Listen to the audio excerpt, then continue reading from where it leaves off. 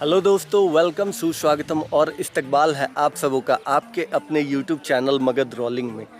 आज मैं आ गया हूँ एक बार फिर से प्राचीन मगध साम्राज्य की राजधानी राजगृह और वर्तमान के बिहार राज्य की एक जिला नालंदा स्थित राजगीर में। और आप जो मेरे पीछे इमारत देख रहे हैं, ये एक ऐतिहासिक धरोहर है जिसे सोन भंडार के नाम से जाना जाता है।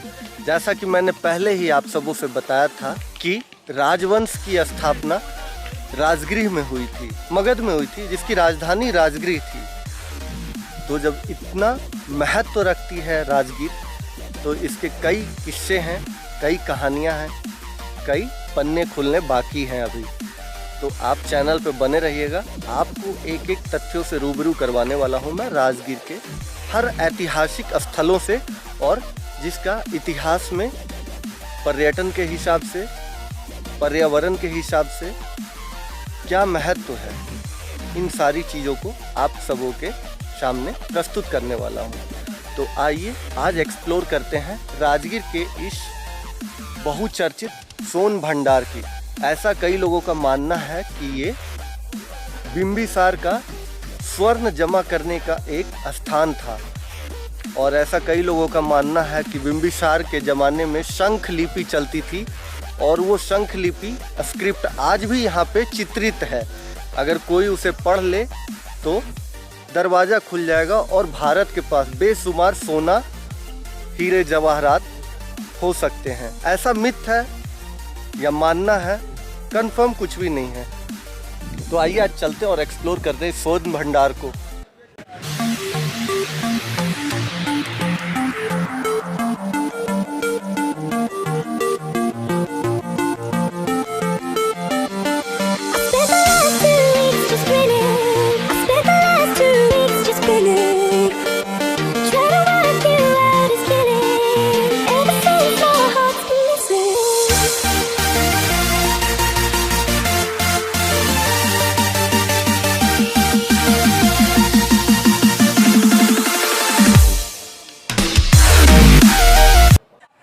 तो ये देख सकते हैं हमारे पीछे सोन भंडार गुफा का ये मुख्य द्वार है। तो आइए सोन भंडार गुफा के अंदर चलते हैं और इससे जुड़ी सारी तथ्यों को जानते हैं कि इसका निर्माण किस उद्देश्य से करवाया गया था, कब करवाया गया था, किसके द्वारा करवाया था और इसके पीछे कारण क्या था।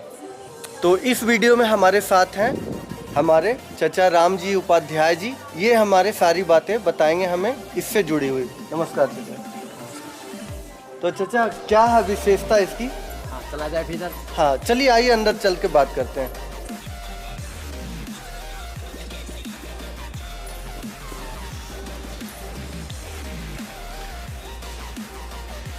तो कुछ ऐसी संरचना है सोन भंडार की। तो आइए स्टार्ट करते हैं यहाँ से।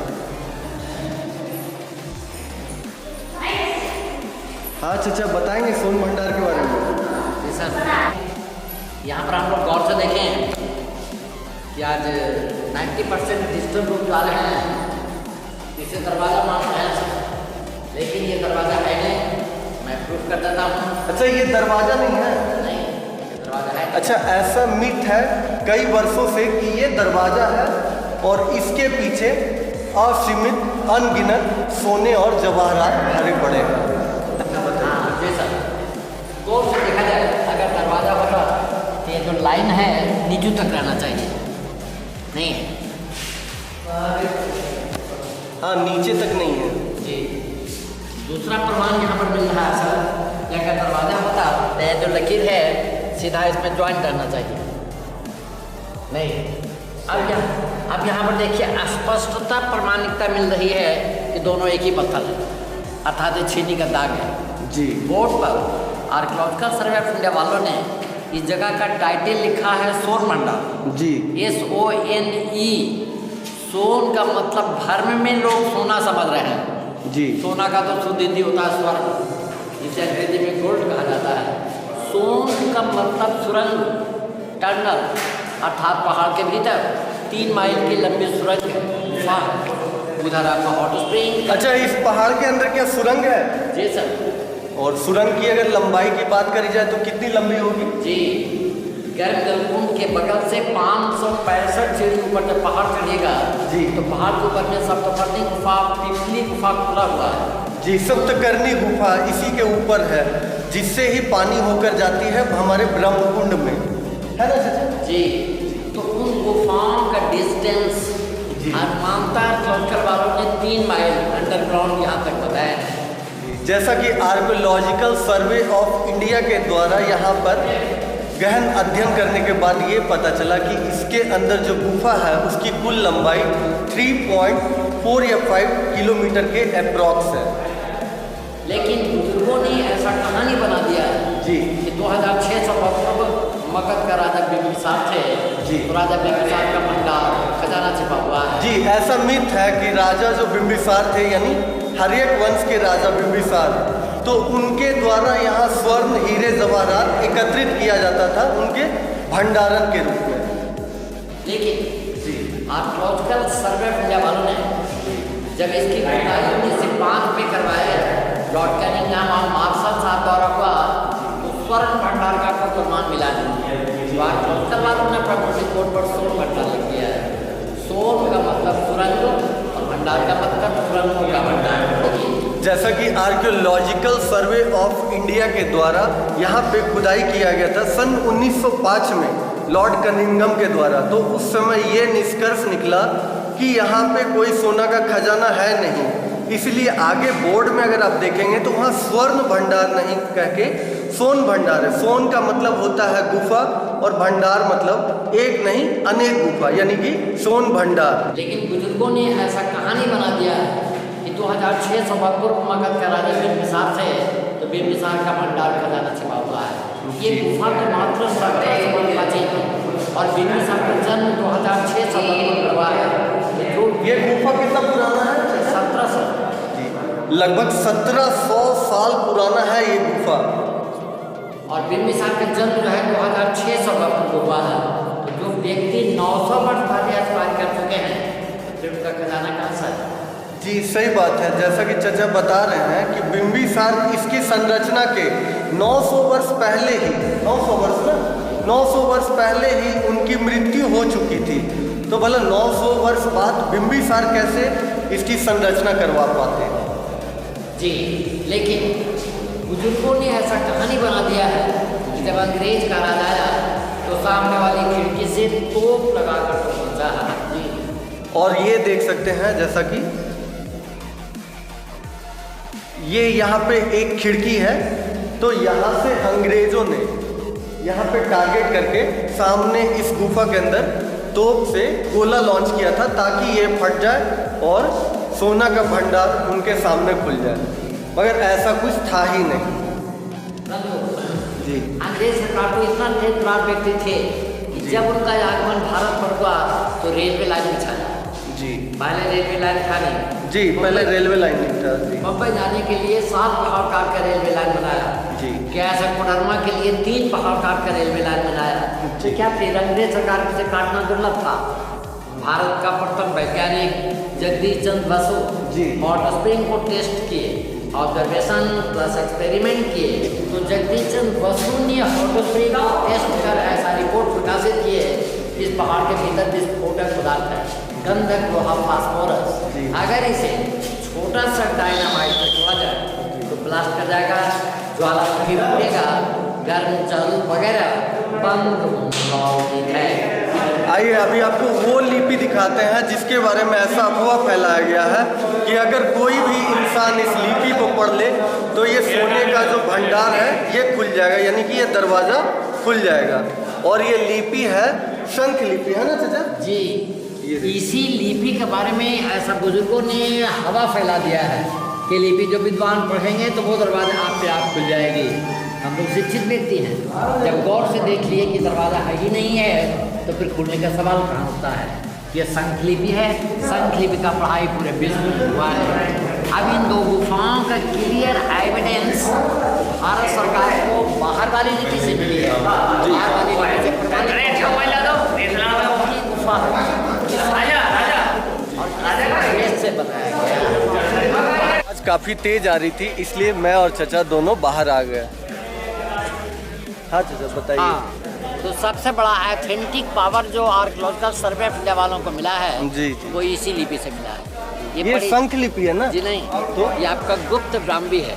जी, गुप्त ब्राह्मी। अच्छा, ये लिपि जो है ये गुप्त ब्राह्मी है, और जो अंदर था दीवार पे वो शंख लिपि थी। तो आइए गुप्त ब्राह्मी लिपि दिखा देता हूँ आपको। इसका संस्कृत में अनुवाद इस प्रकार हुआ है। स्क्रिप्ट है ब्राह्मी लैंग्वेज है संस्कृत, उल्टा पढ़ा जाता है जैसा कि उर्दू में पढ़ा जाता है। ये लैंग्वेज जो भी है ये लेफ्ट से राइट पढ़ा जाता है, जिस तरह से उर्दू में पढ़ा जाता है।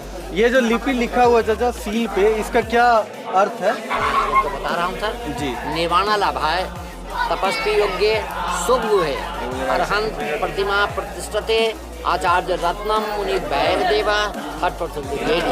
तो अरहंत का अर्थ होता है तीर्थंकर। 3rd century AD after Christ, अर्थात 1700 वर्ष पूर्व जैन मुनि भैरव देव साधना मुक्ति परिनिर्वाण एवं जैन धर्म प्रचार के उद्देश्य से पहाड़ काट कर 2 गुफा बनवाए और यहाँ के पत्थरों पर जैन तीर्थंकरों का मूर्ति खुदाया है। तो इस लिपि से भारत सरकार ने क्लियर कर दिया है, इसके पीछे खजाना वगैरह कुछ नहीं है। ये गुफाओं का भंडार है, जैन साधुओं का साधना का जगह है, मेडिटेशन का जगह है। अब यहाँ पर देखा जाए 23वें तीर्थंकर भगवान पारसनाथ का प्रतिमा, इनके माथे के ऊपर 7 सर्पों का फन था। ये क्या कोई प्रतिमा का अवशेष बचा है क्या? जी, तो मुस्लिम पीरियड में बख्तियार खिलजी ने नष्ट किया। जी।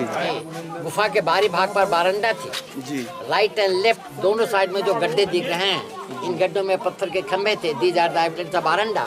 ऊपर में देखा जाए कड़ी का निशान है। 1934 में विराट भूकंप हुआ था सर, तो बिहार भूकंप में टूट गया। प्लीज आइए।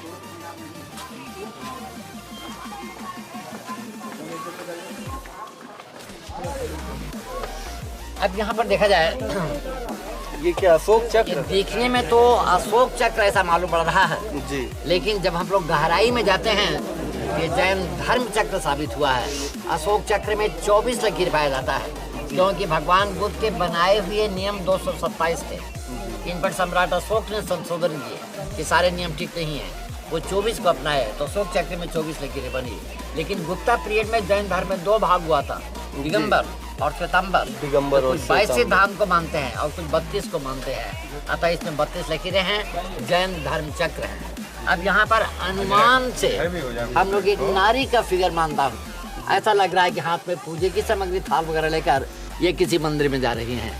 कुछ लिपि दीवार पे हुआ, इसी तरह का लिपि जो है आपका दरवाजे पर भी है। गौर से देखिए तो यहाँ भी लिपि ऐसा ही दिख रहा है।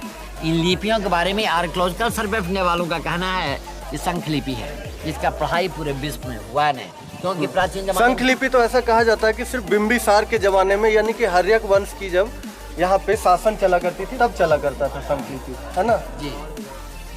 तो प्राचीन जमाने में जितनी पुस्तकें होती थी वो नालंदा लाइब्रेरी में रखी जाती थी जी। जब 1199 में बख्तियार खिलजी का नालंदा यूनिवर्सिटी पर आक्रमण हुआ और वहाँ वो आग लगाए, 6 महीना वहाँ जलता रहा, तो वहाँ की लाइब्रेरी जो थी रत्न दधी, रत्न रंजन और रत्न सागर, ये तो जल गई। उन भाषाओं में शंख लिपि का आज तक कोई पढ़ाई हुआ नहीं। सोन भंडार के जस्ट राइट साइड का ये परिसर है, तो इसका क्या महत्व है चाचा? जी, नालंदा विश्वविद्यालय की तरह ये जंगल झाड़ी मिट्टी में ढका हुआ था। 1905 में जब इसकी खुदाई लॉर्ड कनिंघम मार्शल ने करवाए तो 2 गुफाएं मिली। अब उसमें एक पूर्वी गुफा 2 तल्ले का प्राचीन जैन मंदिर मिला। ये मंदिर 1934 के बिहार भूकंप में टूट गया।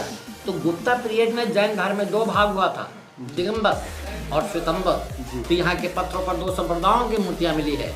इससे 100% प्रमाणिकता मिल रही है कि गुप्ता पीरियड का स्मारक है, जैन साधुओं का साधना का जगह है, मेडिटेशन का जगह है। जैसे यहाँ पर देखा जाए कमल फूल का चिन्ह। अच्छा, प्रथम जो बौद्ध संगति हुई थी वो भी तो यही हुई थी ना?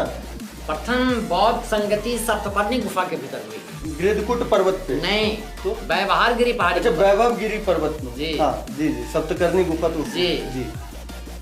तो यहाँ पर ये जो कमल फूल का चिन्ह दिख रहा है और नेकेड पोस्चर में है दिगंबर, 6ठे तीर्थंकर पद्म प्रभु, हाथी का चिन्ह दूसरा तीर्थंकर श्वेतांबर अजीतनाथ स्वामी, और ये सिंह का 2 मूर्ति श्वेतांबर, 24वां तीर्थंकर भगवान महाविष्णु ने, लेकिन मुस्लिम का राजा बख्तियार खिलजी नामक राजा हुए, तो मुस्लिम बादशाह बख्तियार खिलजी ने किया।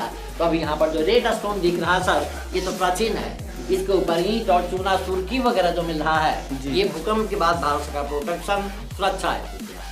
बहुत बहुत धन्यवाद, चचा ने हमें तमाम जानकारियाँ सोन भंडार से जुड़ी हुई दी। तो चचा को एक बार बहुत बहुत धन्यवाद, आभार, अभिनंदन। इसी के साथ समाप्त होता है आज के सोन भंडार का वीडियो। तो चलते हैं, मिलते हैं अगले वीडियो में फिर किसी एक नए सफ़र पे, एक नए मंजिल पे। और ये चचा वाकई में बहुत अच्छे थे। अच्छा एक बात और, चचा चचा बोल रहा था तो आप लोग मिर्ज़ापुर वाले चचा मत समझ लीजिएगा इनको, ठीक है? वैसे मजाक कर रहा था। Bye bye, take care.